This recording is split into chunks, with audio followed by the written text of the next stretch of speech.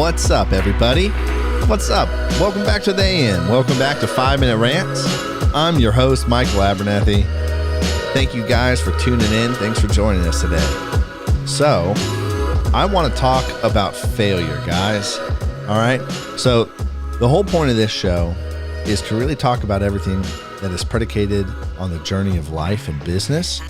Anything and everything really in that aspect. And one of the biggest things that I think is universal to all people is failure. Now, here's the thing with failure. We tend to really be scared of failure. For whatever reason, I think that as people, we have an irrational fear of being wrong. And as a result, we get stuck. We don't tend to progress in certain areas. We avoid things that actually could really benefit us, right? We avoid moving forward in certain areas or having certain pursuits in our life because we're just afraid of being wrong. Well, here's the crazy thing, and I'm going to throw this out there. I don't think failure is as negative and has as negative an impact in our lives as we may think, okay? Now, yes, there are things that are detrimental that we shouldn't have done or bad decisions, but here's the thing. If you actually grow and learn from it, you can pretty much seem to overcome and do whatever you would like to move forward out of that situation or position that a bad decision got you in. But in order to do that, you got to actually own that you failed. And so what I found in my life personally is that the faster I fail is actually the faster I move forward in the direction that I want to go.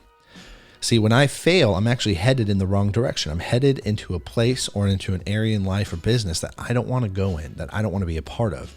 And as a result, when that failure occurs, that's actually like a road sign. It's actually like an exit sign saying, hey, you're not heading in the right direction. You're going, 75 north, not south, right? You're not actually headed to the beach. And it's like, oh my gosh, I'm not. But we don't take failure like that. A lot of times we take failure and feel like an idiot, or there's like what I call self-deprecation behind that, okay? And it's like we're trying to avoid being wrong, and we're trying to avoid failure for those reasons versus actually really looking at it and going, wow, now that I failed, I can actually change what I'm doing. So I think an important aspect of failure is you got to have ownership in what you do. You got to have ownership in the decisions you make. You got to have ownership in the actions you take. If you have ownership, then you can actually have authority to change it. And so an example of that is if I went out and took my neighbor's car to go get painted, okay? I'm going to be arrested for vandalism, probably trespassing and other things. Why? I don't own his car and now I'm painting it. It works the same thing with failure. If I don't own that I failed, I don't actually have any authority to change it. I haven't actually taken it into my possession and actually given myself the authority to change that decision or to move in a different direction. And so I'm saying this because I really believe it's important for us. If you want to move forward, you're actually going to have to acknowledge failure. And you're going to have ownership in your life towards that failure. And so here's what I found personally. The faster I fail and the faster that I own that failure is the faster that I move forward in life in the direction I want to go. So my business partner, Andrew, and I, one of the things that we say all the time is fly the plane and fail fast. Hey, let's try and take the plane out. Let's ship it. We've built what we've built. Let's fly the plane. Let's ship the sucker. Oh, we get it out on the runway. We don't have wings. Great. We failed. We didn't even get to take off.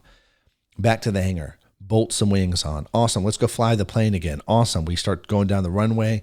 We begin taking off. Great. We totally forgot all the seats and the cockpit and the windshield because there's like wind in our faces. We didn't think about that. All right, land it. Let's bolt it on. And before you know it, we've got a fully functional plane, but we've got to own, hey, we forgot the wings. Hey, we forgot the windshield. Hey, we forgot the actual cabin, the body, the seats, the instruments, all the things, right? Oh, the extra fuel tanks. Those would be important. And so, but because of flying the plane, saying, let's ship it. Hey, we failed. Hey, we own it. Let's do something about it. The plane gets built and it happens rather quickly. Nothing in life is just enormously made quickly, just like that.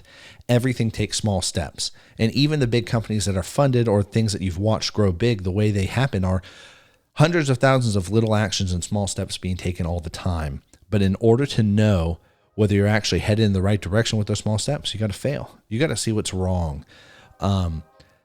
Having what we call small iterations and feedback to show us where we're failing and broken is one of the best things that we can do in our lives personally, one of the best things I've done in my life personally and in the company. And so anyways, failure is a great thing and ownership is a great thing. And I'll catch you guys on the flip side. Peace.